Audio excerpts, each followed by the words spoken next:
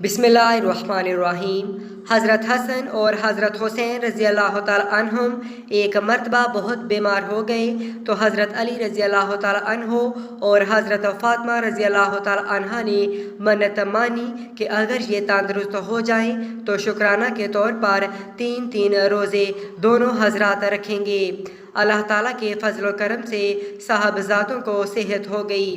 ان حضرات نے شکرانہ کے روزے رکھنے شروع کر دیے، مگر گھر میں نہ سحر کے لیے کچھ تھا نہ افطار کے لیے، لہٰذا فاقہ پر زور شروع کر دیا۔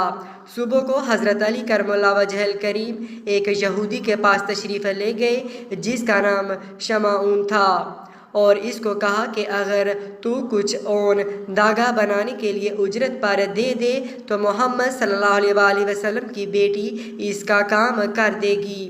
اس نے اون کا ایک گٹھا 3 سا جو کی اجرت طے کر کے انہیں دے دیا۔ حضرت فاطمہ نے اس میں سے 1/3 کاتا اور 1 سا اجرت لے کے ان کو پیسا اور 5 نان اس کے تیار کیے، ایک اپنا، ایک حضرت علی کا، 2 دونوں صاحبزادوں کے اور ایک باندی کا جس کا نام فضا تھا۔ روزہ میں دن بھر کی محنت مزدوری کے بعد جب حضرت علی کرم اللہ وجہ الکریم حضور صلی اللہ علیہ وآلہ وسلم کے ساتھ مغرب کی نماز پڑھ کر لوٹے اور کھانا کھانے کے لیے دسترخوان بچھایا گیا، حضرت علی نے روٹی کا ٹکڑا توڑا ہی تھا کہ ایک فقیر نے دروازہ سے آواز دی کہ اے محمد صلی اللہ علیہ وآلہ وسلم کے گھر والوں، میں ایک فقیر مسکین ہوں، مجھے کھانا دو، اللہ جل شانہ تمہیں جنت کے دسترخوان سے کھانا کھلائے۔ حضرت علی نے کھانے سے ہاتھ روک لیا اور حضرت فاطمہ رضی اللہ تعالیٰ عنہا سے مشورہ کیا۔ انہوں نے فرمایا ضرور دے دیجئے، لہٰذا وہ سب روٹیاں اس کو دے دی گئیں اور گھر والے سب کے سب فاقے سے رہے اور اسی حال میں دوسرے دن کا روزہ شروع کر دیا۔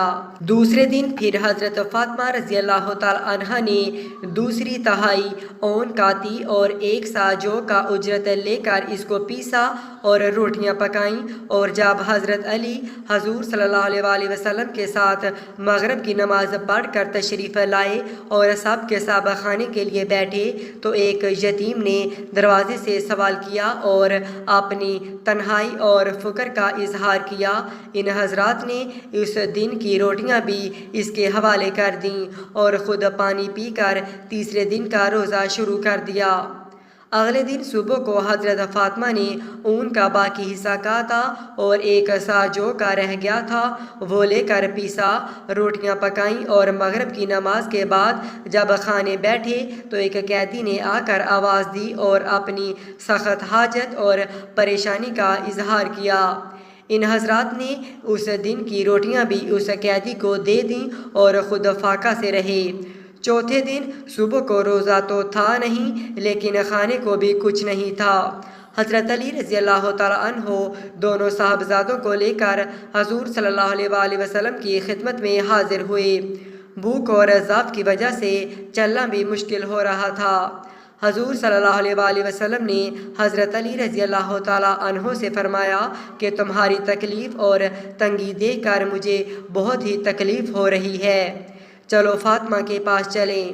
حضور صلی اللہ علیہ وآلہ وسلم حضرت فاطمہ کے پاس تشریف لائے، وہ نماز پڑھ رہی تھیں، بھوک کی شدت سے آنکھیں گڑ گئی تھیں اور پیٹ کمر سے لگ گیا تھا۔ حضور صلی اللہ علیہ وآلہ وسلم نے ان کو اپنے سینے سے لگایا اور حق تعالیٰ شاہ سے فریاد کی۔ اس پر حضرت جبرائیل علیہ السلام سورۃ دہر کی آیات ترجمہ، اور باوجود یہ کہ انہیں خود بعام کی خواہش اور حاجت ہے، فقیروں اور یتیموں اور قیدیوں کو کھلاتے ہیں، لے کر آئے اور اس پروانہ خوشنودی کی مبارکباد دی۔